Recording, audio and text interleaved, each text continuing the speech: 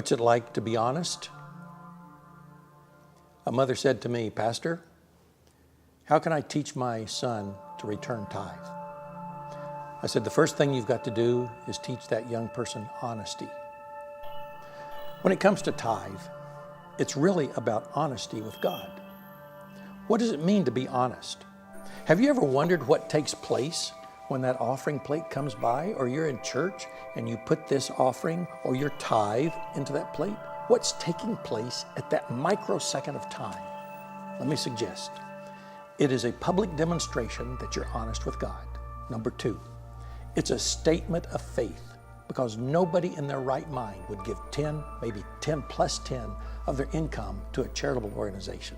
So it's a statement of faith. Number three, it's a microsecond of worship.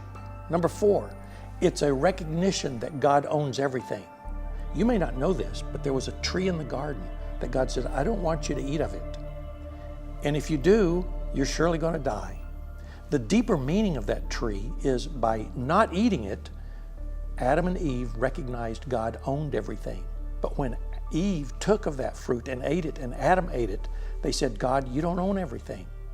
What is amazing is the tithe in our day and age is the equivalent of that tree in the garden.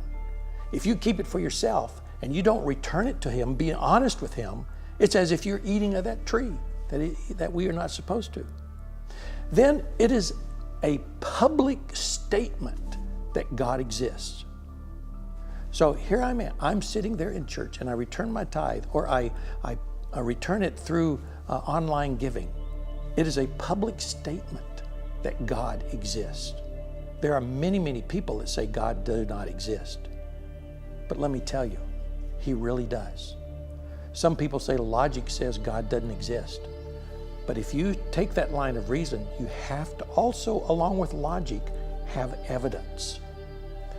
For example, if somebody says God doesn't exist, how do they know He doesn't exist unless He did? How would they know to say He doesn't exist when He does? Or they say, you don't have to tithe. Well, how did they know that if it didn't already exist? Well, then I got a problem. Somebody will say, well, what about a unicorn? And just because I say it doesn't exist, then that means it exists. But there's a part that goes on with logic. It's called evidence. The evidence that God exists is creation and you and me. The evidence that tithe is in existence and should be followed is the blessings that people tell from the stories they have. There's no evidence of a unicorn.